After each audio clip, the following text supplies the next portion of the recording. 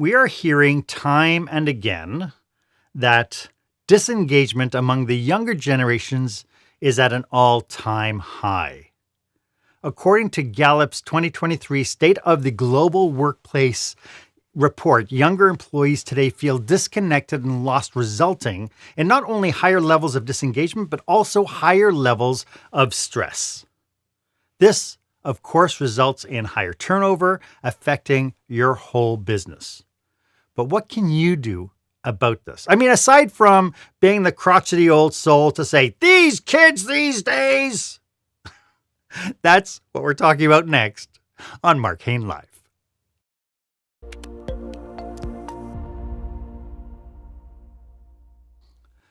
Welcome to this episode. I am so glad that you are here with us. This is where small business owners and entrepreneurs develop new skills to help them create the jaw-dropping, show-stopping experience that their customers and their employees deserve.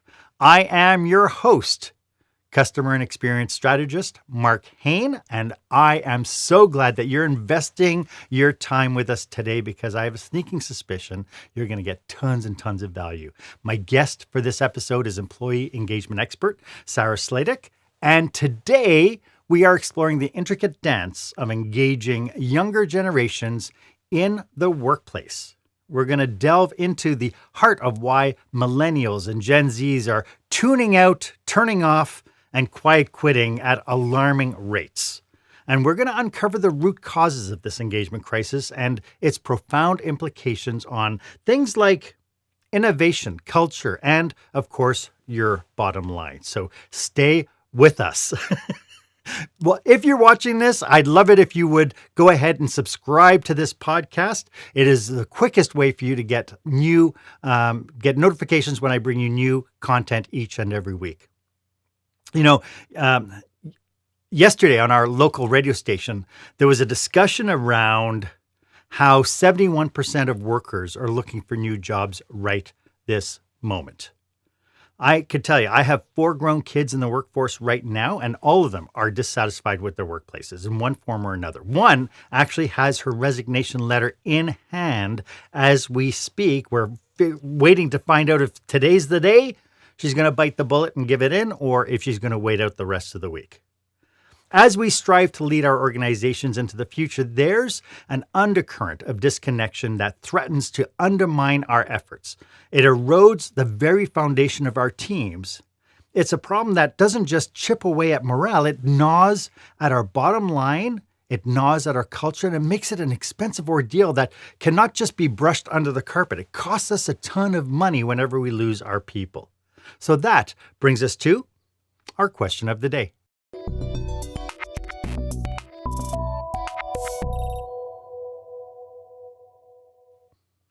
So, are you aware of the hidden costs your business is incurring due to this disengagement of the younger generations? And do you recognize the signs that your leadership strategies might be missing the mark when it comes to leading Millennials, Gen Zs, and of course, the newer generations, which is about 6 years out from hitting the workforce? If you have, I'd love to hear your stories. Go ahead and share this episode on your favorite social media platform, hashtag it Experienced Leadership, and be part of this conversation. As I mentioned today, I am so honored to have with us a remarkable individual who is a master in generations and trends and a global leader in strategy and a talent economy influencer.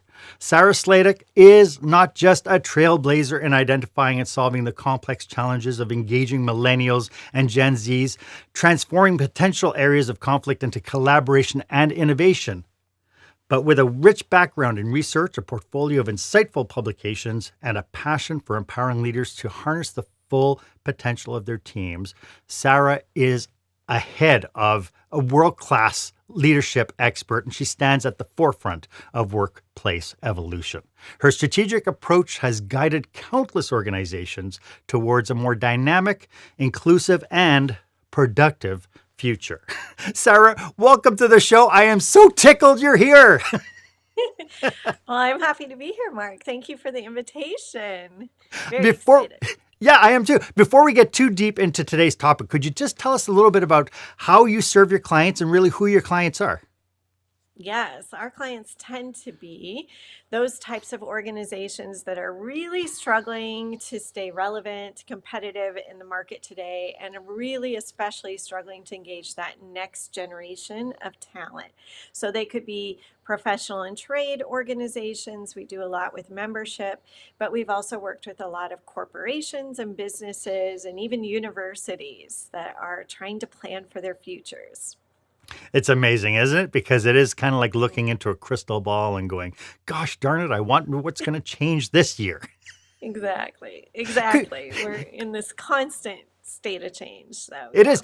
Is it really that we're in a constant state of change, or is it just a constant stage of expectations changing? Mm. I think it's a little bit of both. I mean, we're Uh-huh. living through the most disruptive era in history. So our tried and true traditions and models, they're not sustainable anymore. But also we're seeing that as a result of that change, the expectations of what an experience or an interaction with an organization should provide, that too is changing. Yeah, it sure is. Could you share your perspective on the primary challenges that organizations are facing today in engaging the younger generations? Yeah. So, ooh, that's hard. I'm going to try to say this really quickly, right? Because that is a topic that we could talk about for hours. But in brief, we're seeing the end of one era, the beginning of another. And it's largely characterized by technology. So we have seen that ever since kind of the early 2000s, late 1990s, engagement really, really dramatically shifted. Our expectations of what we want from our organizations changed. And we see this really marked by younger generations. If you've been raised using technology, it's way more than just a tool. That changes your perception of the world. You're used to things being instantly available. You're used to being able to network with people. You can text it, FedEx it, Netflix it. Things move at the speed of light. And so now, that contributes so much to our organizational cultures because we now have a totally different mindset coming into the workplace, already in the workplace in some cases. And they're saying, this isn't making sense to me. Um, I was raised during a time of innovation and chaos, and you're wanting to keep things really structured and process oriented. So, just very different perceptions of how work should work. It really is. I mean, even when you think about what our lives are like now with things like YouTube Short, TikTok, and so on, it's not a question now of we're getting information in a very structured, kind of succinct way. It is all over the place, and we are just consuming stuff that all of a sudden we're going from one particular topic to another particular topic, and we're actually using information now as entertainment. Yeah, absolutely. And you know what's really fascinating, Mark? I'm just going to blow your mind right now because, well, it blows my mind anyway. It's really fascinating to know that for Generation Z, or Z, as you Canadians say it. But for this generation that's now entering the workplace, currently in their 20s and teens, Mhm. their brains have developed differently. So there's now proof of that, that their brains have developed differently and that they obtain information almost exclusively through videos and photos and high visual learners and obviously learn very, very fast. So that's going to, beg the question of how do we train? How do we inform? How do we educate? It's going to call into question a lot of things in our Mhm. workplace.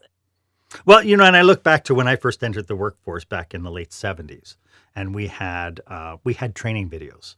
I worked at McDonald's, and we had training videos. And I remember, you had to take the training video, you had to put it in the VCR, and you had to sit there and watch it. And the Mm, production quality was absolutely atrocious. Everything on it was seedy, and it was just really hokey. And everybody kind of mhm. playing the right, and it was so inauthentic. And I have a sneaking suspicion that even resources like that, when you say that we're visual learners, even resources Mm. like that now has to completely change as well. Right. Oh my gosh, absolutely. Things have to be fast paced. They have to be relevant. They have to be authentic. They have to Mhm. be graphic. They have to be, and we're hearing so much from, speaking of training, we're hearing even from college students now that they like to record the professor's lecture and then listen back to it at double time. Like they just don't have the patience for it, right? Things are moving Right. too slow. We need things to move faster. And that includes, you know, being more nimble, being more innovative, being more decisive and responsive to what our marketplace is asking for and needing. We cannot just simply sit around and wait anymore. Right, right. It's so interesting because just in that very short part of this conversation already, I could see already the whole Pandora's box is open, and it's like there's no way to shut this thing down. No, there's no going back. Once it's out there, you can't stuff it back in the box, right? So we do have a clash between the new expectation and what we consider traditional organizational structures and cultures. How are they clashing now with the younger generation's expectations, and what are kind of the signs that we're on the wrong track? Yeah. Well, okay, so you mentioned it in your intro. We're seeing all kinds of research from all kinds of organizations, from Pew to Gallup, so on and so forth. Ever since kind of that dot-com bubble burst, that year 2000s, employee disengagement has been at an all-time high. And even though we have increased awareness that, gosh, something's not quite right, here we're going on 23 years of increased disengagement. Year And over really year, what, right? It's oh, year over year over year. Like year, it keeps on no going. It's improvement. not, yeah, Hmm. yeah. Yeah, no improvement. And so, a lot of times we hear employers say, well, we got to market differently. Well, we got to get different people. Well, we have to try this or we try that. Really, again, what it boils down to is we've seen a total shift, and it sounds crazy to say, but we're still operating in so many cases like we're in an industrial era. So Right. in the industrial era, everything had a structure and a process and a hierarchy, and we sought for things to be very, very predictable. And since technology has really catapulted, we've seen economic shifts, we've seen consumerism change, we've seen obviously increased innovation, business startups, lots of indicators that change is just and disruption are around us. But what's so interesting is kind of in this post industrial era, and for the generations raised during that time, it is not, a structured, processed oriented, or even predictable world that we're living in. So when we still have these very hierarchical, traditional models, and then we bring in these very, chaos disruptive raised generations. They right away, there's a clash, there's a gap. They look around and they say, wait a second, this really doesn't make sense to me. We got to be moving things faster. We got to be innovating. We got to stay ahead of the curve. We're falling behind. But also, they're like, there's no platform for my voice. There's no equality. There's no inclusion. Only the people of the executives have all the power, and that's not really making sense in the world that they were raised in. So it's begging the question of how are we really truly change adaptive and staying relevant to the needs of the marketplace? I think it's really interesting that you say that because I've had lots of conversations with kind of like I'm the last of the baby boomers. And so Mhm. there's still some people out there in the workforce who are considerably older than I am, but they are frustrated because they come really from the carrot and sticking kind of mentality. Very much there's a lot of micromanaging going on, but when you actually sit down and talk to them, when I ask what their biggest struggle is, it's like nobody wants to show initiative. Right. Yeah. And it's like, but have you taken a look at why they're not showing initiative? Because if you're there Yeah. micromanaging and shutting them down every time, why would anybody take a chance to Right. do anything? And to your point, when you shut down the voice and, our, Yeah. our generations now have a voice on social media. They even have voices now in classrooms. I talked to one teacher who services a northern community in Canada. And basically he's a high school teacher is how he describes himself. And so his kids come into class. He's got the curriculum of what he needs to cover in the course of the class, but he gives the kids a voice. What do you want to cover today? Yeah. Which I thought was really interesting because Yeah. you can really then pick and choose into what will turn their crank and get them, motivated and Hmm. engaged in learning when they turn around and say, yeah, today we want to learn this. Right. Yeah, the other layer to all this that we fail to really talk about or realize is that in the 1990s, there was a huge shift in parenting, and we became a very child-centric society for the first time ever. Mm. And so, yes, we raised the most protected, supervised, provided for generation in history, the millennial generation, and it's continued on with Gen Z. And so then, and yes, and you add in social media and platforms and technology where they have a voice from the time they're very, very young. And they began influencing household purchasing decisions. So then you raise this generation, then they go into the workplace and they're told, sit down and shut up. You don't have a voice. You got to pay your dues. You got to wait your turn. And I wish, man, I wish I had a dollar for every time someone said they don't want to work, or, kids these Yes. days are such a problem. We raise them.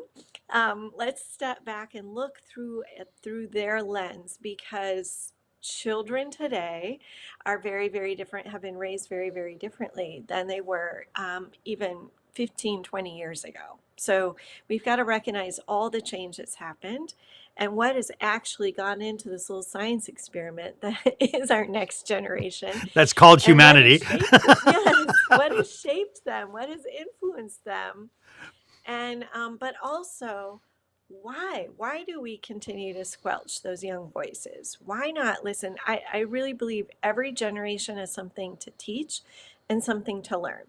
Mhm. And when we can bring really experienced people to work side by side with those entry level new innovative ideas, man, magic happens. And we see productivity go up and collaboration go up and cognitive diversity increases and the sense of belonging and trust increase and that emotional intelligence, and so on and so forth. So we have to get to that place where we can be accepting of new ideas and new people. And right now we're talking about organizations like businesses and such, but I know that your brainchild as well is helping associations uncover this for their members. Could you talk a little bit about your theory of membership? Why are associations themselves seeing more decline than ever before? Because the decline is happening not necessarily at the junior level, but we're definitely seeing it that older people are stepping out and stepping out of associations, but there's nobody to take their place. Right, exactly. So yeah, it's the perfect storm, right? Hmm. And it's long been anticipated and predicted and talked about, and yet our organizations didn't really prepare for it. But yes, baby boomers are wanting second careers or wanting to retire or phase out a little bit. And what about this next generation that there's been such disengagement, or they're not really super involved? And so, yeah, we need to be able to pass the baton. We need to be able to succession plan, and and all the more reason to be bringing in young people and engaging them, empowering them, listening to their voices, giving them, literally a seat at the table, and those decision making entities is so incredibly important. But with membership, yes, I authored a book titled Member Shift to indicate that we need to change, because a big piece of it is that we've kind of lost sight in membership associations of community. Hmm. So you hear a lot in businesses, we got to focus on our human capital, we've got to leverage that, we've got to reinvest people first, right? Well, we need to do the same in membership organizations. We've seen when membership started to decline in the mid 1990s, 2000s for many organizations, they started to think about, gosh, let's start opening the door to everyone. Let's start looking at different revenue opportunities. Let's start, doing things that have nothing to do with our mission. We're going to diversify. Well, sooner or later, the people component, the member centric aspect gets lost. and you lose sight of who and what is coming next, and you become increasingly irrelevant. So I am ushering up a call to action to let's get back to mission and members and really, really think about investing in your people again. Hmm. And that's people of all ages. Yeah, it's really interesting because I belong to a number of nonprofits and industry associations, and sitting around the board table and say, how are we going to get young people involved, and which I think is really interesting because when I look at my Yeah. history, I didn't really get involved in associations till I was probably early 40s, late 30s, early 40s. And when you think about the millennials now, I mean, they're in child rearing ages. They're in, they're having their second and third children, some of them, and they're in their mid careers now. So they're heads down, after work, they're off to soccer practice and ballet and gymnastics and all the things that they have to be doing now. And it's like, it's funny that we have an expectation as kind of older association members that we think, oh, well, 20 something should be coming into our association at this point. Is that a realistic expectation? It is a realistic expectation. I think everyone has gotten busier. Hmm. Our society, it's kind of a mark of achievement to say, I'm busy. Yeah, I'm in I demand. I suppose. have things to do. And again, that's also part of that shift to being a more child centric society. We are more focused on that work life balance than ever before. Yes. But what's real interesting is that my research has shown that there's been a shift in that cycle to engagement. So for boomers and Gen Xers, they were kind of raised with this idea that you would come into an organization, whether it was a business or a membership, but let's just talk about membership for a moment. Mhm. You would join this association, and you were told that basically you sit and observe. You're a wallflower. You learn about the organization, again, kind of that phrase, you pay your dues, you put your time in, right? And then eventually you have enough experience and wisdom about the organization that you could be empowered with a leadership role, or to sit on a task force, or you could do something of meaning. And that usually came many years later when you're more established in your career, because it was all about hierarchy, right? Mhm. But now we see that millennials and younger, they will immediately disengage if there is not an opportunity for them to participate. Right. So it's very different. It's not a wallflower mentality. It's, if I'm going to be a part of this, I want to roll up my sleeves and I actually want to be a part of this. So you Mhm. better make room for me. But And, sorry, to that point though, one thing I see as a trend going on in associations now, the minute they get a brand new member, it's like, oh, hey, you're brand new, great. Hey, would you like to join our board? And I have a sneaking oh, suspicion that yeah. that's a scary thing to do to somebody who's a millennial or a Gen Z or first stepping into an association. Right. No, that is. We don't want to overwhelm, but we want to have options for getting involved. Right. We often hear again from people that I wanted the opportunity to learn, lead, make a difference. I want Yes. the opportunity to write something for the organization, or interview someone, or be mentored, or attend some classes and not feel like I'm the only person who doesn't know anybody there. I want Hmm. to feel like I'm part of something.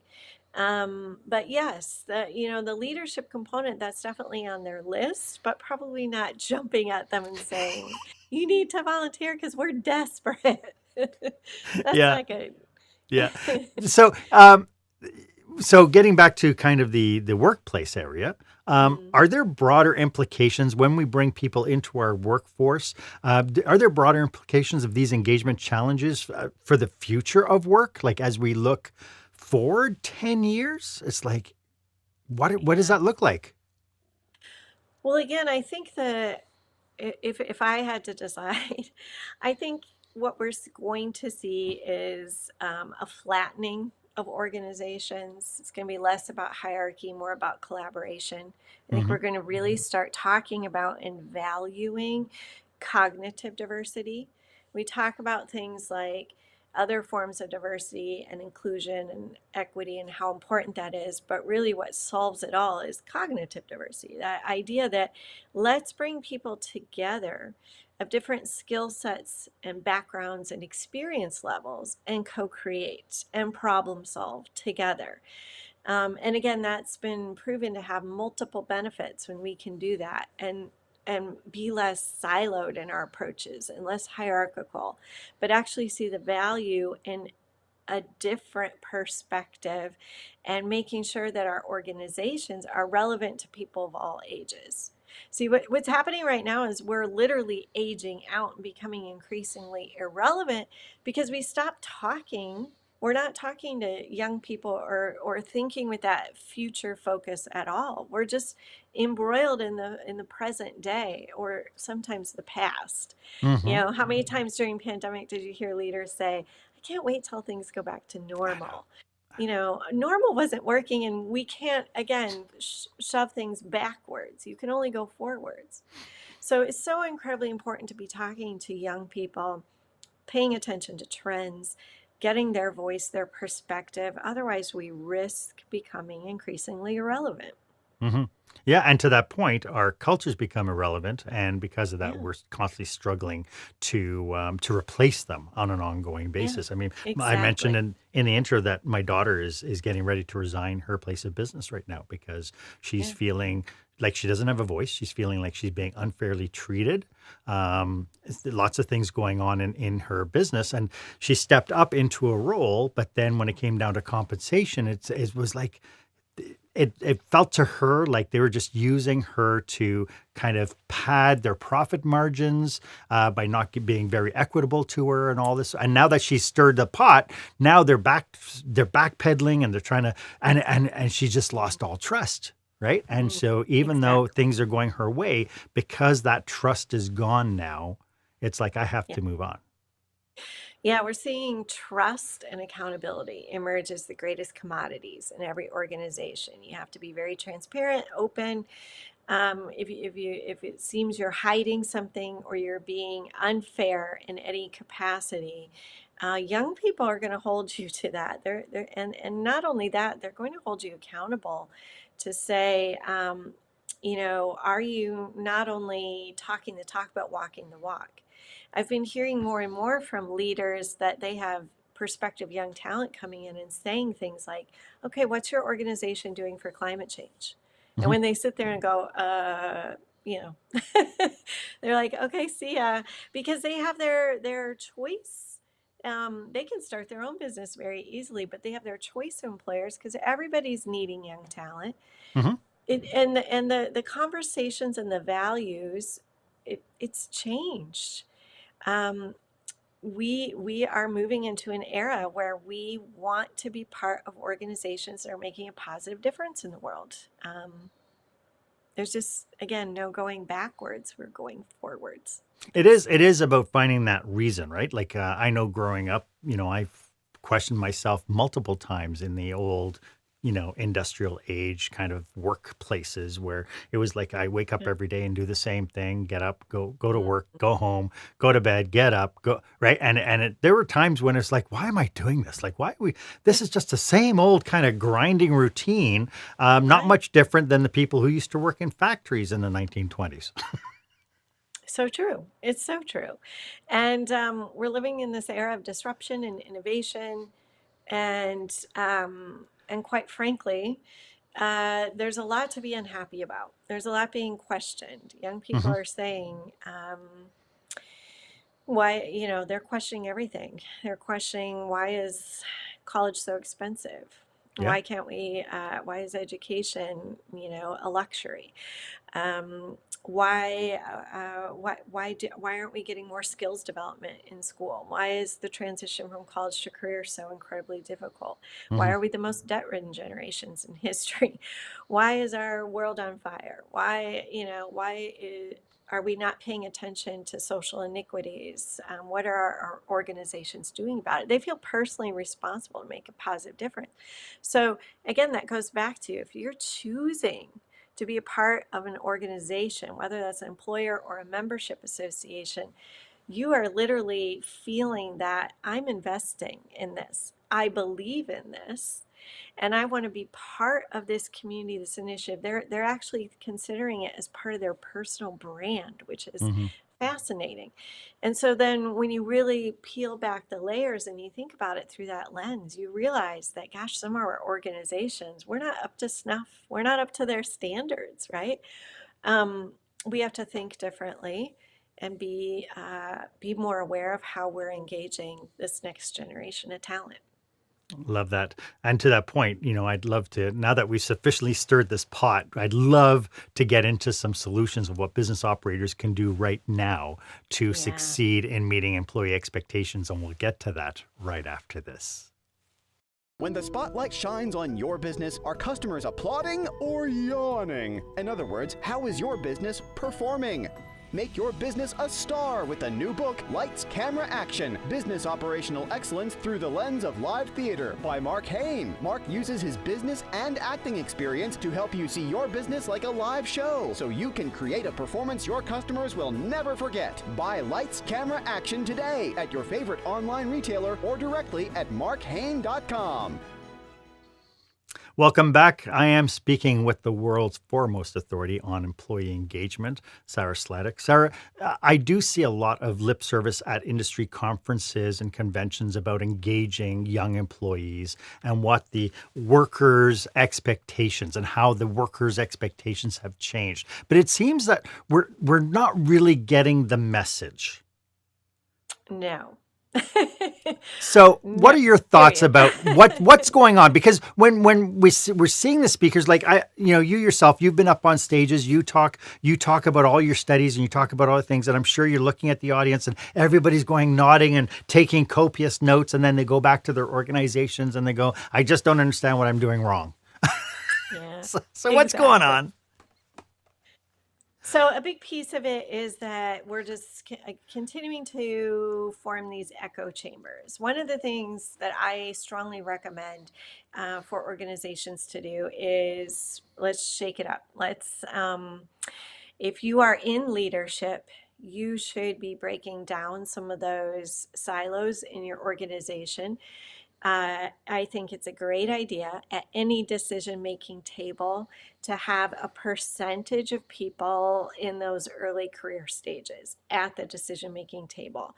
Um, Cultivating a community, making sure you are representative of everyone in your community, whether that is a nonprofit, an association, a business, a corporation, whatever the case may be. We have to be better about listening to one another to really truly see things through the lens of how change has occurred and why it's important for our organizations. If we are just talking to people the same age, same skill set, same experience, same background, or even people in the same department day in and day out, we are not seeing the big picture. We're only seeing one teeny tiny piece of it. So that has to change, regardless of how much you know about generations or how cool your company is, if you have ping pong tables, whatever. That has been proven not to be effective. What's proven to be Right. effective is that ability to bring people together of different backgrounds, skill sets, experiences, period. Yep. And but that requires a lot of humility on the leadership part to turn around and Yep. say, let's play this game like we don't have all the answers. It Yep. requires them to slap a sign on the door to say, check your egos here. So that when Yep. you're sitting at the table with these people, because I've seen time and time again where people say, yeah, we want the voices there. And then the minute young people start bringing things forward, oh, well, that's not going to work. Right. And then they just So, shut it down. yes. And then the young people are Yep. like, why am I here? Exactly. Exactly. So it does require really strategic organizational thought with this. Absolutely. And it's not one person. Gosh, I hear that so often. Well, we brought in one young person. Yeah, and absolutely, that one young person came in as the token young person. And the minute they raised their hand and said, what about this? no. And then that young person immediately disengages. So Sure. it has to be, that's why I said it has to be a percentage. It has to be a population of young people working alongside more experienced level people. It has to be absolutely leaders acting with humility. There is nobody, I mean, nobody right now who has the answer to every problem that we're facing. This is just a pure and simple an unprecedented era of disruption. Hmm. Whether we're talking about economics, consumerism, talking about demographics, innovation, so on and so forth. We absolutely cannot prosper as individuals. We will only prosper as communities. So we have to rethink what it means to be a leader. And leadership does require being decisive. Yes, it does require vision. But if you're doing that by yourself or only with a couple of other leaders, you're not really truly visionary. You're not really truly capable of being responsive to the emerging needs of your marketplace or your human capital, your audience. Yeah. It's interesting because we know that some people have been able to do this, whereas other people just seem to struggle. So, why are some organizations capable of making the change and other people are not? Yeah. Well, it does come down to leadership. I mean, let's just be really brutal, right? And we're just going to throw those leaders right under the bus. That, But no, and again, it depends on when you were raised and what you learned about leadership.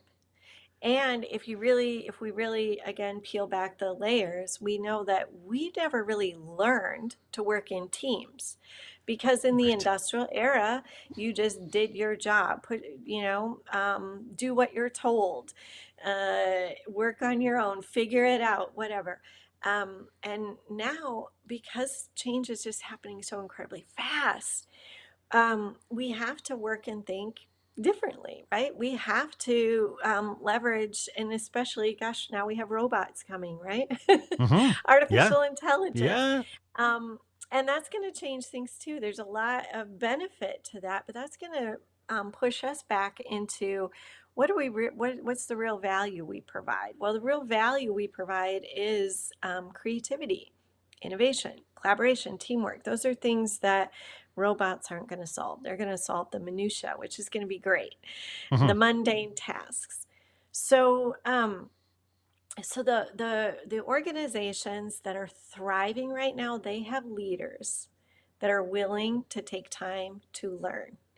And that can be anything. That can be having a next gen think tank that you meet with monthly. It could be coffee with the CEO, where you invite different people to come in and meet with you, a different group of 10 to come in and meet with you every single month. It could be there are organizations that have kind of mandated that any decision-making entity has to have 30% of the people at the decision-making table under the age of 35, right? There are ways and methods of doing this, and it does require us to think and act differently as organizations, but the benefits are Huge. exponential. And Oh, it's huge. difficult to because I think from a profit and loss perspective, where we're constantly looking at our financials at the end of the month, going, "Oh, profit is low, expenses are up." To these people, finding that benefit in a 30-day financial statement is not going to be obvious. So, how do they know that they're on the right track, and kind of what are the benchmarks they should be setting to say, "Hey, this is actually working"? Mm-hmm. So what's interesting is my research has shown that when you which again, a profit first mentality is very industrial era Hmm. mentality. Yeah. So we are shifting into talent economy thinking it's got to be people first Hmm. mentality. And it's asking, how do we invest in our people? How do we focus on retention? How do we create an exceptional place to work, to be, to hang out, to be in community? Hmm. And typically, research shows that within a matter of months of making that shift, if you're doing so and you're really, really dedicated to it, profitability follows and it Yes. actually exceeds Yes. because now your people are wanting to go above and beyond. Now your people are relationship building. You're more productive. Now you see retention go up, turnover decline. Now people want to hang out and spend extra time, conversing with the people in their community and their teams. Um, just everything begins to steadily improve. It's when we really operate from that fear-based, I'm not going to make enough money mentality, that you have situations like your daughter is in, where Yeah. she's going, wait a second, am I just a number here? Hmm. What about me and my career, and do these people even care? Right. We have to feel like we belong. And I think that's something that's never, ever, ever going to change. And if anything, it's really accentuated right now, is Yeah. that desire to belong and to feel like you really, truly matter wherever you are. It's interesting that you say that because I believe that in a lot of the organizations I grew up in, first and foremost, we were just the hands to do the work. And we felt like it. We came in, we clocked out every single day. Yeah. But then as time has gone, it really is, the pride factor of being able to turn around and say, I belong with this. Like I Mhm. love what I do because I belong there. I bought a jacket with the logo on it. I have, right? I just love where I belong. And Right. so being able to create that is more than just the ping pong table, as you mentioned, Yeah. right? Well, and you know what kind of organization you have. All you have to do is kind of walk around or listen to how people are talking. Like, gosh, I hate this job. Or, Yes. I hate this project, or this sucks. Yeah, yeah, If people are saying that, or if they're saying things like, who really cares? yeah. You know by the language people are using. And then if people are showing up and they're like, oh my gosh, I love working here, or I love being part of this association. This is the best decision I ever made. And oh, by the way, I tell everybody to join this association, or I Hmm. tell all my friends what a great place it is to work. Yeah. Um, and that power that's so incredibly influential when people are just simply passionate and feel that sense of belonging. That is more influential than any other. It's more influential to the bottom line than anything else. Yeah. Sarah, this is an absolutely fantastic conversation. I bet, people are going to be coming back to this recording over and over and over again. How can people get in touch with you if they want to connect with you, if they need some help? Yeah, absolutely. So I hang out at xyzuniversity.com. That's the company. But you can also, if you want to reach out to me personally, you can send me a note at hello at sarahsladek.com. I also have a site there. So it's just my name, Sarah with an H, SLADEK.com. It's fine to say, what we should be doing, what we should be looking at. Do you have any examples of organizations that have successfully transformed their culture to better engage with young generations? Do you have a case study you could share with us? Yeah, lots of them. Let's see. My one of my favorite ones is an association example. It's the Hmm. American Osteopathic Association. And they were looking around and saying, gosh, our industry, our profession is getting younger, but our association's getting older. What's going on? And one of the first things that they had a new CEO come in, and one of the first things she did was, again, mandate that, okay, every decision making table, we're going to have at least 30% of the people within their first 5 years of practice. And immediately there was a change. But she also made some other changes, just focused on team building, focused on why do we have all these little pockets within our organization? We have round tables for women and for people of diversity, and we're constantly segmenting and separating. Let's start acting as an entire community. We should just simply be representing diversity of thought wherever we are. And just those simple little changes and being very strategic and intentional about bringing people together, the organization within a very short period of time saw a huge membership increase, profitability increase, and it's continued to grow and prosper, not just for young people, but for people of all generations. I find it really amazing when you say that because as and some of the associations I belong to, the age is getting older. And then when we Mm. suggest that we bring younger people in, it's like, but we're the professionals. We're the ones who know what this business is all about. And again, we have all this ego tied up. And in fact, one of my associations I was telling you just before we went live with the Canadian Association of Food Service Professionals, we actually shut down the association after 118 years because all the past presidents got together and voted that they didn't want to change the association out of respect for the association, which is now Oh my dead. gosh. Oh my gosh. That makes me really sad. Doesn't You it? know? It's like it's such lost opportunity. Wow. Oh, it's such a missed opportunity. Yeah, don't, for those of you who are tuning in, don't follow that Yeah, recommendation. no. There is hope. There is hope. But But I'm seeing simply, this. I'm oh, still I see this kind of mentality though in things like Rotary and with Lions. They're mm, aging out and there's not new people coming in. And mhm. yet when push comes to shove, we can't seem to take the egos out of it. Can't take our history out of it, and so ultimately they're seeing a huge decline in membership, and Yeah. these are service clubs, so the service that they're able to provide and the money that they've been able to raise is dwindling quicker and quicker every year.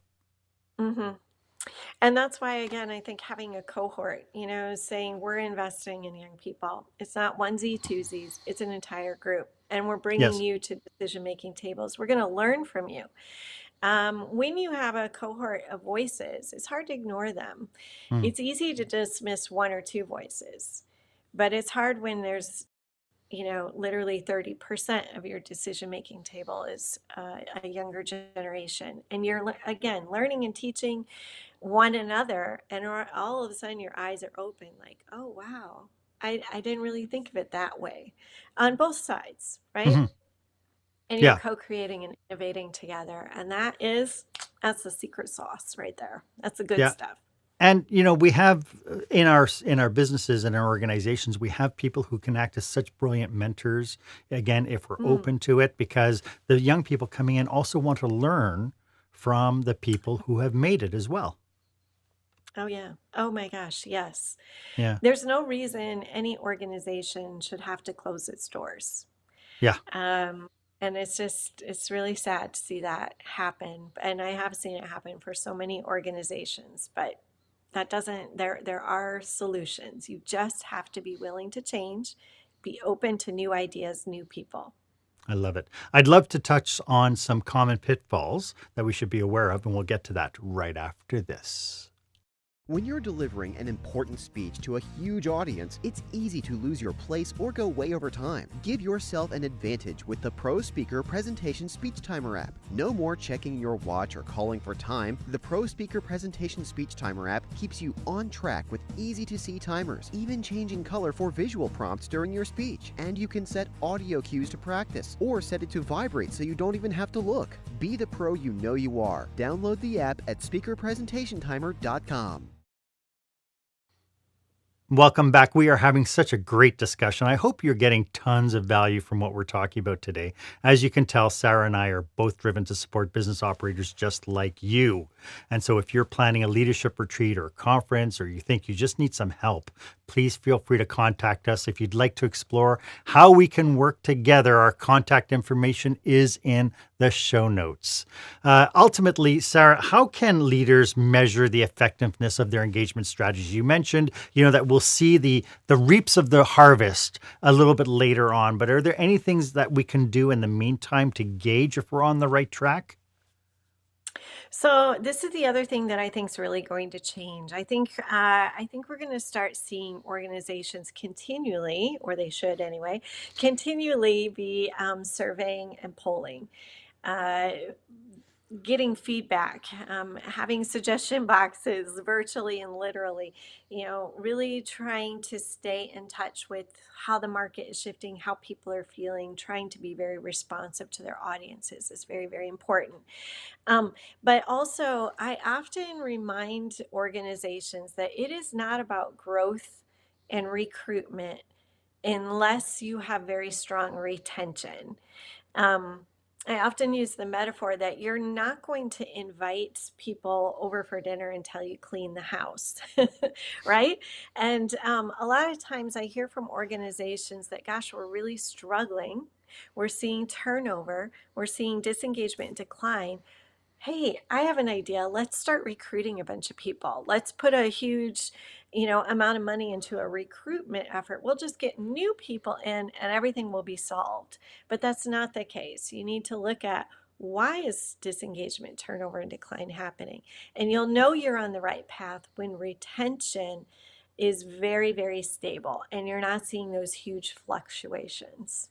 But also, just to go back, you'll also just notice in how people talk. As I mentioned, you know how Mhm. people are feeling. And if you're surveying, you're getting feedback, but you're also just really, really listening to what people are saying about your organization. You'll get a good idea of what the culture is like. And and you'll be able to see improvement when you're on the right track. Love it.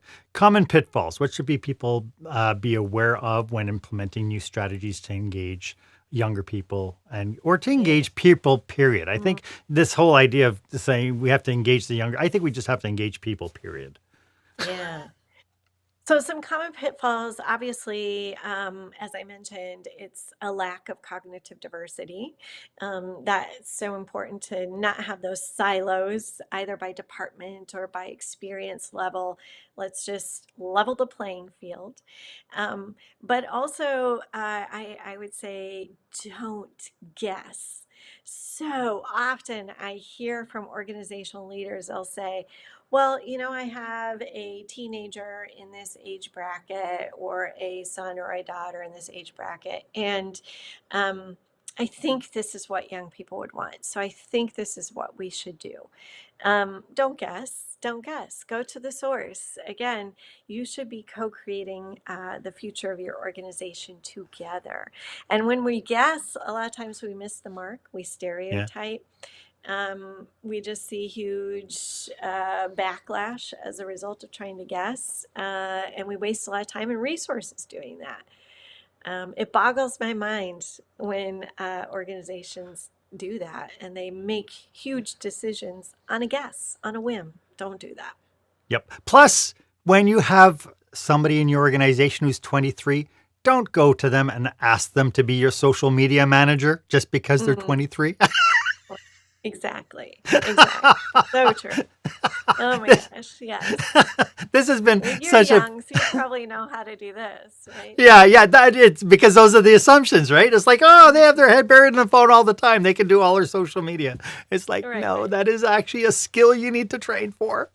Yes, This has been exactly. a phenomenal conversation, Sarah. Do you have any last thoughts about what we've been talking about today? Well, I will just say, change. My favorite quote of all time is from Steve Jobs. He used to challenge his teams all the time, and he would say, whatever decision we're making right here, right now, let's pause and ask ourselves, is this a decision that will put this company a generation ahead or a generation behind? And I Mm, often pass that wisdom along to audiences because I just think it's so incredibly important. Always be asking, is this a relevant decision? Is this putting us ahead or behind? Because if it's the latter, then we need to revamp, rethink, re strategize so that we are always ahead of the curve, staying relevant and meaningful in this era of change and I love opportunity. it. Love it. Wisdom, wisdom, wisdom. Sarah, could you remind everybody one more time how they can get a hold of you? Yeah, check us out at xyzuniversity.com, or you can reach out to me direct at hello@sarahsladek.com. And before we sign off, just tell us a little bit about XYZ University. Yes, XYZ University stands for Generations X, Y, and Z. We have our roots as a generation